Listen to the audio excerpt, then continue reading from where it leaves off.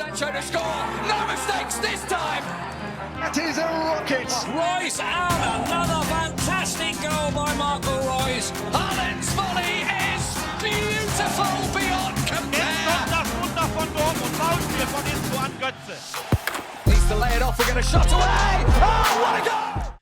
Welcome back to Dortmund Dispatch. Today I'm joined by Joey Meyer, but before we start, we want to give some shout outs on this episode and the next one to our users who have been commenting regularly. So if you comment on this episode, whether it's on YouTube or Spotify, you'll be shouted out on the next one.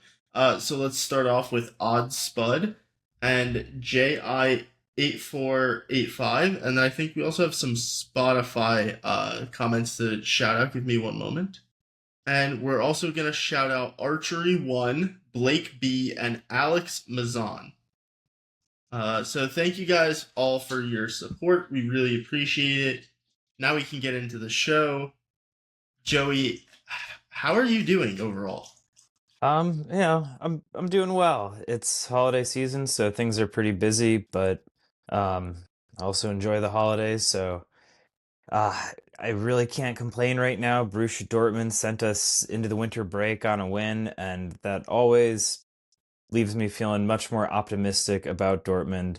So yeah, I'd say I'm doing pretty well. And again, to those listeners that Eli just shouted out, thank you so much for your support, and thanks for listening, and your comments as well. But how are you doing, Eli? Well, my heart is so full because of all the support we receive. And that's not just the people I shouted out. It's also the people that are liking, rating us 5 stars, stuff like that. That we really appreciate as we go to the new... No, sorry. I'm sorry. It's over. No, I'm doing okay. I have the next 3 days off, which is just, it's so deserved, I would say. I got a $50 bonus gift card for the holidays from my employer. So I think that averages out to, if you're going to do the math, 40 hours a week, that's 52. That averages out to about, 0.1 cent per hour. So, that's basically a raise, Joey. I mean, they're showing their appreciation. Honestly, better than a pizza party. Fair. But, Dortmund won. I wish we got to watch Dortmund play Gladbach every week. That would make life a lot less stressful.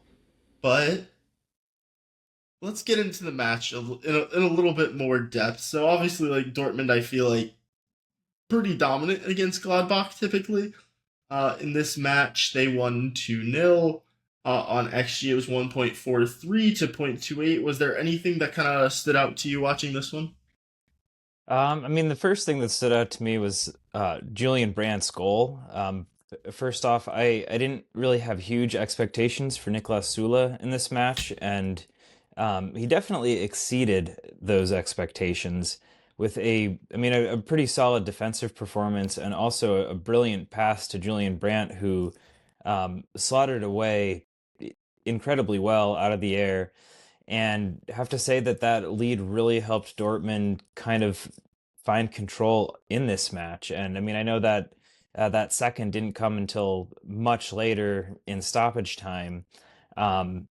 It has to be said that Borussia Dortmund were the more dominant force in this game. I can't even think of too many real chances that Gladbach had throughout it. I would have liked to see Dortmund secure a second goal much earlier. I think Serhou Guirassy had 1 or 2 chances that I think if he was in form, he could have put away. And of course, Maxi Bayer did miss his first clear-cut chance.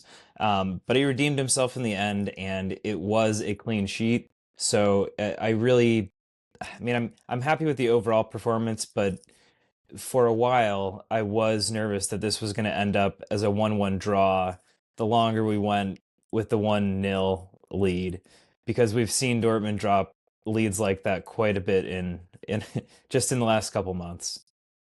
What are your thoughts, Eli? Like you pointed out there, Joey, I was trying to give you the seamless transition, but no. So the shot suppression was very, very, very good in this match. So we've seen that for, I think, 45 minute periods for much of the season, and then after that, it's been a pretty average. But in this match, they defensively held their own for the full 90. So that's a bit of growth. So, like, Niko Kovac potentially, like, doing a couple tweaks to kind of, uh, I don't know, because it's like some of the Gladbach stuff, like, the players that I've seen them perform better for them are not the ones that necessarily played in this match. Like, they signed. Oh my god, I'm forgetting the name. But they signed a player from Nuremberg, Jens Kastrop, and he did not feature in this match. He's not played a ton, but like he's been better than Gio Reyna when he's played. Maybe that's like sub minutes. Like I know I made some jokes about Gio Reyna dominating in this match, but like you look at the numbers this year, they've been poor from him, and so like you wonder if there's something there where like Gladbach just didn't have the chance creation. Stoger was good his first year there. Since then, he's not been a locked in starter. Like he's a guy who's created some chances. So like I don't know if it's like a chicken or the egg situation. Like can Gladbach not create chances, or was Dortmund's defense that well? We have seen like considerable periods where Dortmund is just locked down. So I give us a good amount of credit there, I will say. Um, Again, the chance creation's not great. You talk about like uh Maxi Bayer missing the big chance and then finishing the next one. I feel like we've said that before. Like he gets the easy chance, doesn't take advantage, gets the average chance, takes advantage. So I think all's well that ends well in that case, and that's like I was talking about how important this match was with Nico Schlotterbeck's contract situation, giving him that good feeling, making sure we went into the winter break in second. So you'll take that. There was a little bit of drama after this match. And let's go there because Sebastian Kehl said on Karim Adeyemi's reaction to being substituted that his substitution was completely justified. He didn't play well. He's going to get a fine for it. There will be something to discuss about that. I don't want to see that reaction. The coach doesn't. The team doesn't. Do you feel like this is necessary? Is this much to do about nothing? Like what's kind of going on there? I mean, all right. So I was watching this with a buddy at the bar, and I gotta be honest, I did not even realize that this happened at the time. I mean, I know that Adeyemi subbed off. It was a kind of subpar performance from him. But it was the following day that I read that he kind of stormed off and Sebastian Kiel had to grab him. Um, I do think it's probably a bit of hoopla. Um, I mean, Adeyemi has had a couple of attitude issues here and there during his time at Dortmund. He is a young player. He's also coming off of that recent sort of like weird weapons possession controversy that I think the media loves to focus on some of this negative stuff. And I think Karim Adeyemi has also been pretty self-critical in the last few weeks, in that he himself he holds himself to a higher standard of play than what he's produced in the last few matches. And we know what he's capable of. We know he's inconsistent, but when he's on, I mean, he's one of our best players, probably our best attacking player. I mean, yeah, the team's going to fine him. I think that is probably a bit unnecessary. You know, maybe give him a reprimand. Finding him is probably more to calm the media a little bit than anything else, because you know, finding him a little bit of money that will probably be the equivalent of like a day and a half's pay for a professional footballer of his level. So I'm not too worried about it. If you know, if I was in Adeyemi's shoes and was really trying to seek a transfer somewhere, then I think, you know, I would be pretty upset that it's not really a great look to the public. Um, but overall, I'm really not too worried about the whole situation. Yeah, I've talked about like I don't really get why Sebastian Kehl is on the sideline. Like I don't know a ton of sporting directors, so like when I watch other matches, I feel like they're usually in the stands. Sebastian Kehl is not. Sebastian Kehl is like pretty much always on the bench, and maybe that's like his preference. But I just feel like I've seen every player that's ever gotten substituted that was like supposed to be one of the top players on his team, and Kareem Adeyemi is one of the top players on this team. Whenever these guys get substituted, they're very energetic. They're throwing their hands all over the place, and they're in a bit of a tizzy. I guess is the best way to put it. And I think if Sebastian Kehl doesn't go and try and like calm him down, like I don't know if this is even a story. And I feel like Sebastian Kehl's presence there, like it's not like Sebastian Kehl's doing anything inherently wrong, but like if he's not there, I don't think this is a talking point. It's like he was upset at his own performance. You can say after the match, like he wasn't trying to draw anything away from his team. Because the way I would view Kareem Adeyemi's performance in this is like Kareem Adeyemi's a bit of a player where it's like he's not going to consistently be at like that 40 to 50% dribble success rate that players of his caliber often are. Like he's not there every single match. Like he's not going to be 2 out of 5, 3 out of 5, 2 out of 5, 3 out of 5. Kareem Adeyemi's a guy where it's more like he's 6 out of 7, 1 out of 7 in terms of his dribble success almost. And you get kind of you do get the 1 out of 7 in this match. And I feel like he was getting himself into so many good positions that he just wasn't making the most of it, whether it's the dribble mainly in this one, the pass, a couple passes could have been a little bit better. So like I feel like that happens when you play at his pace. That's more how I view his performance. I don't think it was that bad. I think once Sebastian Kehl goes to comfort him or talk to him and Kareem Adeyemi stays upset, then I understand that like the way things unfolded, he needs to be fine. Then it's like the message more than the dollar amount. Like the guy's about to make a contract that would make me blush, honestly. That would retire me. So that's my opinion on it. I don't think this is a big deal. Same. So let's move on. Let's go into our star of the week. We have a couple stars for Dortmund playing very well. So Joey, I'll leave it to you. You talked about a finish. Is there someone you want to talk about here? I don't know. Yeah, I mean it's a good day to go into the winter break and give the Julian Brandt my star of the week. Um, I've really been impressed by him the last few weeks.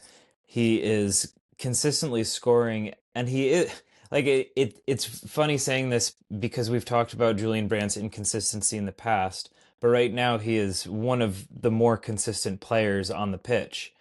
And I gotta say, I think he has more than proven that he deserves a contract extension. So I'm hoping that we see that at some point during the winter break or in the coming months. But yeah, what a finish. I think that's 4 goals for him in his last 3 games. So yeah, gotta say I'm impressed. For my star, I'm gonna have to go. Like there is a guy who performed better in the same type of position in Nico Schlotterbeck than the guy I'm about to name. But for me, the star of the week, Nicolas Sula. Like some of the carries through the center of the park were brilliant. 6 passes into the final third. 5 progressive passes, not great, not bad, but just like the eye test, this guy was moving. He was moving well. He was in the right spots defensively, offensively. Gets the assist on the first. What a lovely ball. From a man that is built like a refrigerator. You run into him, you bounce back, like the Roadrunner. So that's kind of where I'm going with this. And now let's get into some negatives. Let's find someone to slate. Joey, who is your dud of the week? This has unfortunately been a recurring dud of the week for me. Probably every other episode for the last See, now 2 we're going to be months, in the and same spot. it it's Seru Girassi. I feel like I've been waiting all season for him to start lighting up the back of the net, and he's just not doing enough for me. He did get a couple of decent opportunities, but could not convert in this game.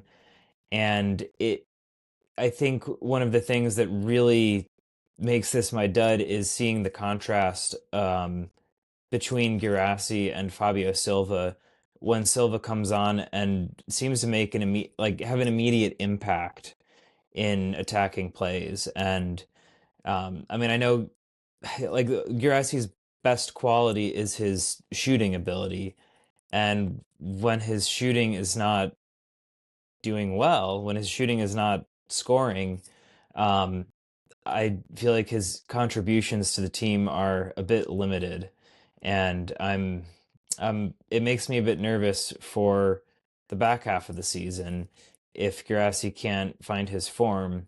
I mean, I think Silva's gotten 3 assists, but we don't really know if he's fit to be a regular 90-minute player. Um, Bayer's not really Niko Kovac's choice for the number 9. So if Girassi is going to keep starting, then I don't know. Something's got to be figured out there. So unfortunately, he's my dud. So Garassi's numbers probably dropped again after this match. I don't know how much more there is to say about it. It's like we're gonna look stupid in like 3 weeks when he has like a nice 2 week hot stretch, and some people might be in our comments and be like, "Oh, look what's happening." The total goal account is actually so good for Dortmund, but this is a little bit of inflation. Like Serge Garassi's campaign last year, people think because they see the big number, Joey, and they're like, "Oh, this guy's gotta be a goal or assist every single game." But if you take out penalties, is not even all that. Like if you include penalties, you include matches against Monterrey, you include uh every competition he has played. We're talking about a guy with like what is it? Like oh my god, doing math. Uh 38 plus 9. We're talking about 47 goals, but it's like 10 of those are penalties. Another one's a rebound. And now we're down at 36. And like 36 is a lot of goals. It's not nothing. Do you know how many matches this guy's played, Joey? For Dortmund, 58. That's a guess. Nope. Joey, I'm talking about inflation. 73. That is the inflation of these goal numbers. 73 appearances to get 30 something goals. That's about a goal every other match. Like, without penalties. Without the penalties, it's a goal every other match, basically. It's a little better. There's some assists in there, too, but, like, there's that heavy assist over performance, which we've seen with every Dortmund striker. So it's not the quality of the pass guys, it's the quality of the finishers. And that's the average, too. So, I mean, I think he was scoring more frequently last season than it's quite the drought right now. Yeah, it's something like 8 in the last 20, 8 goal contributions in the last 20, which is just like, you compare that to Bayern, even if you take out Harry Kane's penalties, like Harry Kane, penalty merchant, whatever you want to say, like Harry Kane is creating boatloads of chances. Like this is not a comparable thing. I mean, Kane isn't just creating chances, he's finishing his shots. I mean, Bayern are probably getting better service to Kane than we are to Girassi, which is fair, but like part of that is Girassi's like fall off. Like it's not like Girassi is finishing the chances we are creating for him. And Harry Kane has a deadly boot. I think he's got like 29 goals in the league right now, and I don't know if you say eight of those are penalties. That's still 20, like more than a goal a game. So Harry Kane has 19 goals this season, and 5 of those are penalties. So he has 14 19 more. And 14. 5.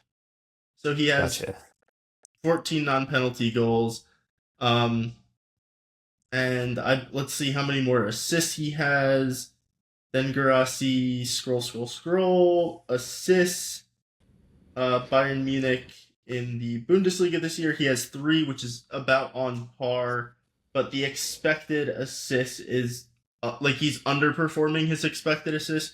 Guirassy's overperforming, so Harry Kane's just getting unlucky in terms of his assists, and Guirassy's getting exceptionally lucky. And then if you go in terms of like the total goals, just because this is who he gets compared to, this is who he's supposed to like. This is supposed to be his peer. In that same time that we just talked about, Guirassy's at 37 non-penalty goals, 47 goals in all competitions. Harry Kane is at 44 plus 38. That's going to be 82. Plus 3 is 85. Plus, sorry, we're adding in a third season. So let's only go last season, this season.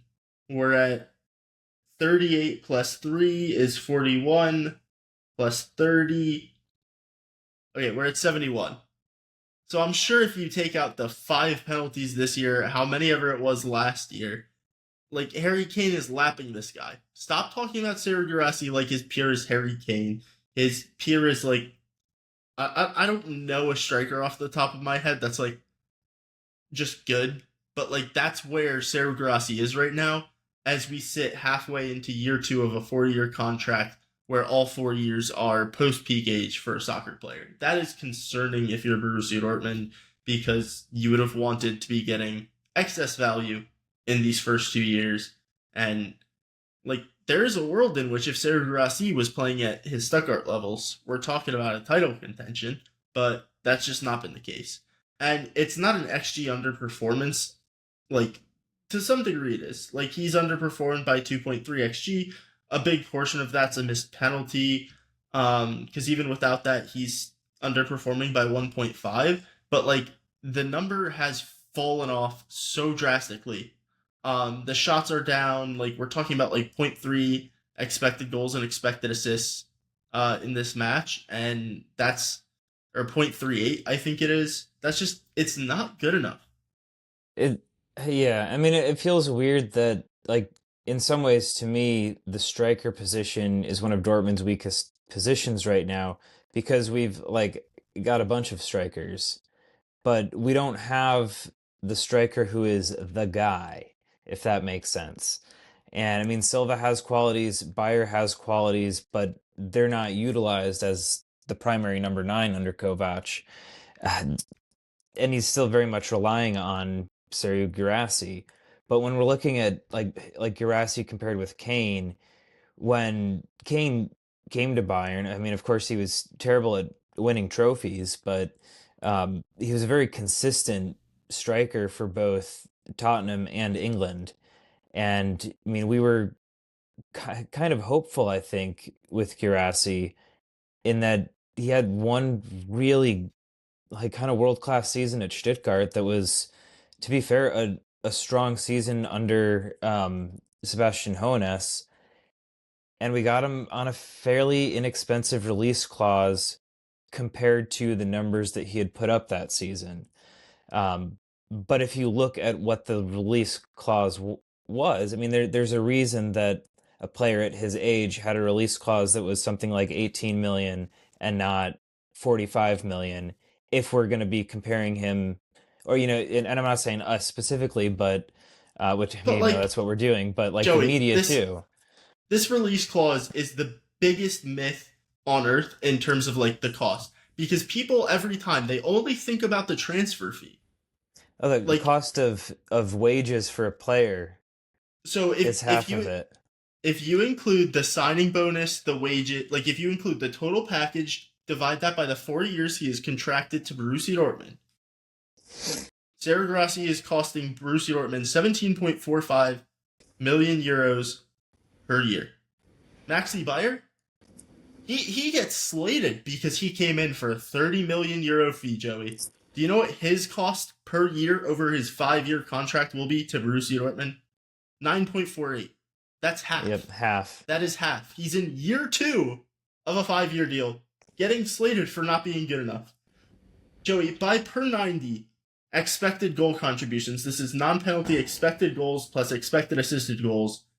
What do you think the gap is between Serge Guirassy and Maxi Bayer? Maxi Bayer's made 5 of his appearances off the bench, which gives him a little bit of a boost. But, like, what do you think the gap is? Serge Guirassy's better, but, like, how much do you think it is at this point? I bet it's dead even. That's my guess. The same goals plus assist. No, Guirassy is better. It's marginal. Okay. It's 0.03. All right, my dead even is. I'm actually pretty impressed with that guess. Like, that's how close it is. Like, we are paying half. Basically, like, we're paying a little over half to get essentially the same production out of Maxi Bayer, and he's doing it from left wing back, and he's giving you the same production. So, like, you want to talk about Fabio Silva? He's only played 129 minutes. It's exclusively from the bench. So should he play more? He's also at 0.56. But that's like in 129 minutes, so we can't even like count Pretty that. Small sample. I think if you include his Champions League stuff where he has another 100 minutes, the per 90s will get better because he just has a ton more XG in the Champions League. But you also have to look at like who his minutes is coming against, because it's a lot more against like Bodo Glimt, where rather than some of the like top 5 league teams. So there's a lot of stuff in there, but like his per 90s are better than Guirassy. I'm not saying you play him over him because like Fabio Silva's not proven he can be a starting striker for a team at the level of Dortmund, but you have to find a way to like rotate this better because Guirassy just can't perform every single match. That's kind of my issue. Like, I'm expecting, like I already said, first couple of weeks out of the break, Guirassy should look very good. And then if he keeps playing 3 matches a week, he will start to look like this again. And, like, we're talking about these numbers, but it's not like the numbers are linear across every game. He's almost been a non-factor for the last, like, 3 months. Like, he's been so bad, and it's just inflated by a couple matches early in the season against the worst teams in the league. Like, he had a good match against St. Pauli, good match against Heidenheim, and then a good match against Union Berlin, who are at least mid-table. But, like, these 3 matches are all before September 1st, I want to say, and they are, like, statistically boosting him. And the only reason the numbers are even, like, looking okay. I think right now, and I may have this number slightly off, but in his last, it's either 14 or 15 appearances, he's scored in 2 of those games. And that's just not good enough. So, I don't have it up at the moment, but yeah, it's not great. How willing would you be to sell him in January? I mean, he's eaten up a hefty wage bill, and even with his poor form, I'm still confident that Dortmund could sell him for at least what they paid for him in the release clause. And I mean, if there's a Saudi club out there who want to come in with a 60 million euro bid, then I mean, I think Dortmund should take it. Yeah, so I would be willing. 3 goals in 15. I think, like, just in terms of the minutes, like, his minutes compared to everyone else who's played striker for Dortmund this year, it's night and day. Like, he has more minutes than Bayer and Silva combined. So, like, am I willing to sell Guirassy in January? Absolutely. Absolutely.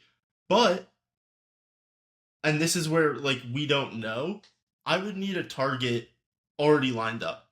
Like, I need a guy I can 100% get in that can give me, like, guaranteed good minutes. So, like, a guy like Tolu Urukodare is at Wolves, who are trying to not be the worst Premier League team ever, and that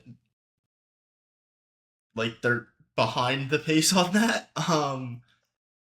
Are they willing to let him go? Like he just signed in the summer. I don't know who else is available. There's a guy at Angers who's like 18, and a guy Siddiqui Sharif, like that's a guy we've been loosely linked to. I need more than that because you need to make sure that you maintain this level for the rest of the season. Um, but like if you can get one of these transfers where it's completed now, but he doesn't move in the summer, that's like I'd almost go under his release clause to guarantee that money. You know what I mean? For sure. And yeah, I mean, I don't know who's out there right now. And what I'd really love to see is, and I thought this is what maybe Maxi Bayer was going to be, is like a young striker with a high level of potential. Um, Maybe even back to the kind of business model of buy young, develop, and sell for a big profit. Um, Otherwise, if it's not going to be a young player, I want it to be an established striker, someone who has a track record of scoring goals, of success at either multiple clubs or a long time success at the club that they're at. Um, Dortmund's about to potentially free up quite a bit of money in terms of wages come summer. I mean, assuming Girassi transfers somewhere, that's a huge wage bill there. Niklas Sula, assuming he doesn't get a contract extension, I mean, that's more wages that are freed up. Emre Can, who knows what's going to happen with him right now. Um, and I think a player like Julian Brand, if he gets the extension, is probably going to take a pay cut. So the idea that like Dortmund doesn't have enough money, I don't think um, should really be a topic come summertime. If we need to go for a well-established striker, I think Dortmund should do that. I think that's what they tried to do with Sebastian Haller to fill in the hole that Erling Haaland was going to leave, and I mean that just was an unfortunate luck kind of situation there because Haller was coming off of several strong seasons for multiple clubs. Um, yeah, so I guess that's what I'd say. I want either an established striker or a really young guy with a high ceiling. Okay, and then next up we have some other news. Let's go into Lucien Favre retires from coaching and talked about his time at Dortmund, saying the challenge was immense, but I still felt comfortable. The one thing I regret very much, however, we were the best team in Europe after 6 months until Marco Reus fell very ill with a high fever at the training camp in Marbella. Marco played just under 7.5 games in the second half of the season. He was no longer able to perform at his usual level. Suddenly, the best player was no longer there. When assessing this season, many experts completely forgot about this absence. That was not a minor detail, but a huge problem. I don't want to say that we lost the title because of that, but his absence was a factor. Without him, we were playing at our limit. He was the best player in Germany at the time.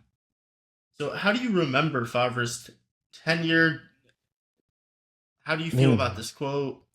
I mean, there are a few things that come to mind with Lucien Favre. I mean, I certainly do remember him fondly. He was the manager when I started dating my fiance and was like, "Hey, watch Dortmund with me." And I think I mean the main thing with Lucien Favre is sort of the like what could have been. I mean, his first season in charge, I think, was probably the best I have seen Borussia Dortmund look in I don't know since Jurgen Klopp. And Borussia Dortmund had a 9 point lead at the winter break. Um, but that lead slowly slipped away as the season progressed, and I think they lost it pretty late to Bayern, of course, with maybe by 2 points or something like that. And it was not as heartbreaking as that final Mainz game with Terzic, but it was a bit heartbreaking that Favre couldn't pull it off and was not able to pull it off the following season either. I also remember him fondly for his influence in securing Erling Haaland's signature. I mean, I think Haaland has become such an iconic player, and it's hard not to like the guy. I mean, even whenever Dortmund is a topic, Haaland always talks fondly about Dortmund. I mean, you see guys transfer to other clubs all the time, and they trash on their old clubs, and Haaland doesn't do that with Dortmund. I think he really respects it, and he put. I mean, to Favre's credit, in his third and final season, which he kind of lost the locker room and was subsequently fired. Um, he had put together a very strong team, and I think that having Erling Haaland and Jadon Sancho both playing together, and I'm talking about Sancho when he was at Dortmund under Favre before the Manchester United debacle, before everything since then. The team that Edin Terzic inherited in his first tenure, to kind of see out that season that won the German Cup. That was a team that very like Lucien Favre very much put together, and I mean that was some brilliant football to watch from those players, and especially those first couple seasons under Favre. Yeah, really, I, I I like the guy. When it was time for him to go, I was in favor of his departure, but um, he just seems like a real genuine nice guy too. So it's hard to dislike him. Yeah, I think that was the year that who was it? Was it like Joshua Kimmich or um I think it was Kimmich. Could have been Mueller. Someone chipped a ball and Roman Berkey got his hand all over it and it just fell into the goal. That's what I remember. We lost 4-1. I'll tell you that. I remember that game. I will never forget that goal. That goal was the most heartbreaking thing that I think I've ever seen. Uh, anyway, Yeah, but I'm sorry. Joey spoke so wonderfully, and then I'm like, yeah. So I remember this goal where our goalie gets chipped, and he gets his hand on it, and he can't keep it out of the goal. And I just remember I went to my friends the next day that were all Premier League fans, so that they didn't care. They just saw that Dortmund lost so they could shit talk me, and I was like, yeah, this dumbass, he's just cushioning the ball so it doesn't get hurt when it rolls into the back of the net. I was like a little 14-year-old, like just enraged. But let's move on to the next story. And again, maybe not the most positive light, if you want to be pessimistic. So Aaron Anselmino could leave the club in the winter. Chelsea have a January recall option for him. The option allows them to bring the defender back in the winter, so he hasn't reached the defined minimum minutes due to injury. Borussia Dortmund don't expect Chelsea to do this, and the player is happy in Dortmund, but the option remains a possibility. There's also rumors that he has a future in Chelsea and will not be signed. Joey, what are your thoughts on this? I mean, it's one of those quotes. It's like this is a thing, and there's a possibility it could happen, but it probably won't.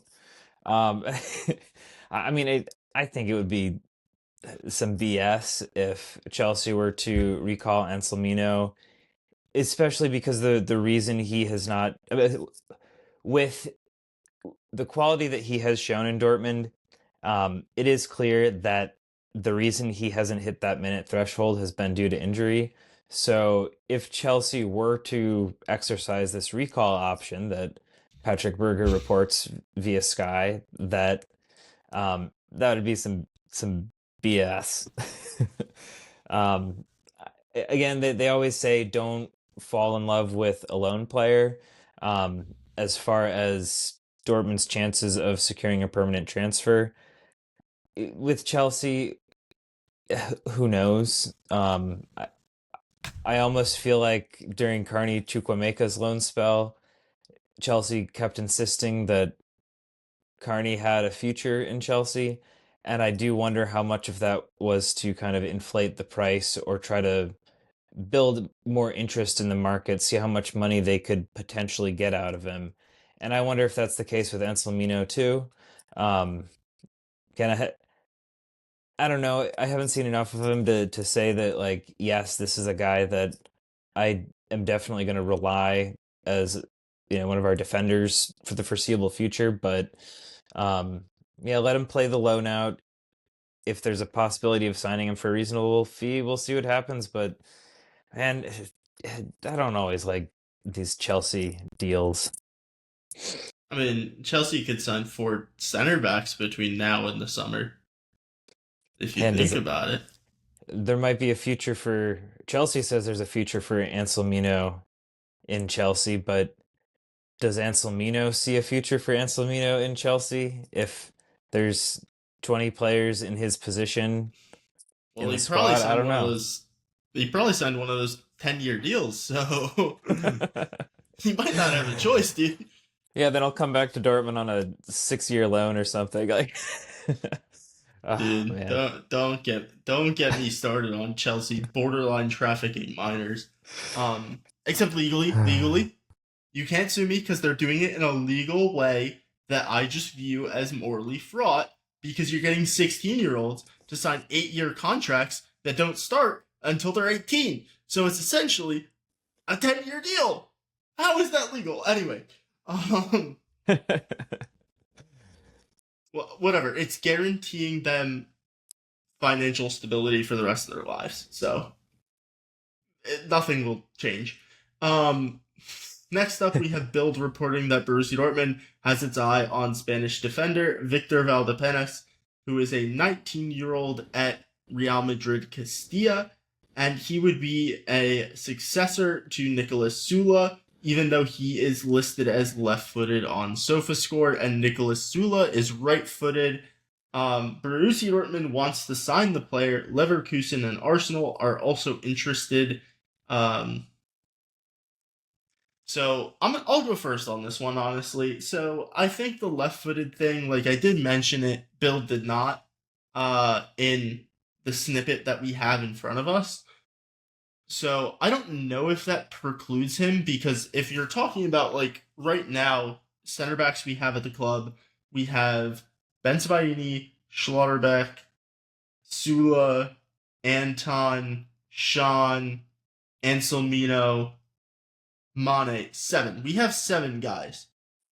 So you can have a third left footer. Like, I don't think that's an issue. That could honestly even be something they prefer, because it could allow more rotation at left wing back if they don't want to sign Tom Rotha for another summer. Like, what is this player? He's playing for Real Madrid Castilla. If anyone lives in Spain, has a VPN, you can watch him play. I can't. I'm sure because he's at Real Madrid, there's some good YouTube highlights out there. But until this is picked up by a more trustworthy news source, I don't know how much we need to go into this. Yeah, I mean, I do not know much about this guy, so I Googled him prior to the podcast, and of course, Google's AI told me that he was an Arsenal player, so I had to filter through some of the slop before I could actually discover who he actually played for, and I couldn't find a ton of info, and I mean, it's Build also, so who really knows? I don't. I mean, like I know Nicolas Sula had a really good performance over the weekend, but I also don't know if he's been such a major figure in Dortmund's squad over the last few years that it feels like he needs a one-for-one successor, so to speak. Yeah, I think we're just talking about, like, minutes at this point with our center backs. Like, going into next year, we will need to sign a right-footed center back, whether that's retaining Anselmino, Emre Can, or someone a bit better than Emre Can, maybe. Hope, Hopefully. smile. Or even retaining Nicolas Sula. Like, you will need to either extend the contract or sign a right-footed center back. Like, that is a thing, unless you want Filippo Mane to become your second choice right-sided center back. But that doesn't mean that, like, if we're losing 3 guys this summer, which we are currently slated to do, That does not mean that you can't go out and get a left-footed center back to fill one of those three spots. And I think doing it with a young player is ideal because you can probably combine some of those minutes between the second team and first team and get him playing that way. Next up, we have AC Milan interested in Nicolas Sula. I honestly feel like that makes a lot of sense for them. Like, that just sounds right. This is from La Gazzetta dello Sport. I could totally see Sula going to Milan for a few years. Yeah, I hope nothing but the best for Nicolas Sula. I like the guy. Yeah. He's been fine whenever he's played. Some injury issues, some just selection issues in his case. Mm-hmm. But let's get into our fantasy recap. Joey, do you know if anyone from Dortmund Dispatch, like anyone of the hosts that may have done particularly well this past week? I do remember one person mentioning that they were happy that Niklas Sula was in their fantasy squad because especially after that assist, I think that may have brought a few extra points. And I believe that individual may have pushed his way into the top 5, but why don't you let me know, Eli? So let's start in 5th. And that's not a Dortmund Dispatch host. That's German Plate. In the 5th spot for match week 15. In 4th. Oh, look at that. It's me. My first week in the top 4. Stags reserves in 3rd. Congratulations. You beat me by 29 points. And then we have Notorious in 2nd and the SA Germans in 1st. And just to give you the full rankings on the year, I am only in 17th. So, not great. German Plate is in 5th as he was in the match week. Stags Reserves is in 4th. Pints of Bayer is in 3rd. Bisek and Bauer in 2nd. And Supercalifragilistic is in 1st. But remember, it's all about what you've done for me lately. And so I'm really 4th if you think about it. Because you're only as good as your last performance. Right, Joey? Well, yeah. Dortmund just won 2-0 against Gladbach. You're as good as your last performance. Let's go. Let's keep it up. Yeah, well, thank you all for joining us. Don't forget to rate us 5 stars, all that stuff. Make sure you follow us wherever you get your podcast. And thank you so much for joining us. Have a happy holidays, all that stuff. And that'll do it for us, so have a good one. Jadon Sancho to score. No mistakes this time. That is a rocket. Royce out. Another fantastic goal by Marco Royce. Haaland's volley is beautiful beyond Jetzt compare. kommt das Wunder von Dortmund. Foulspiel von Inzo an Götze. Needs to lay it off. We're going to shot away. Oh, what a goal!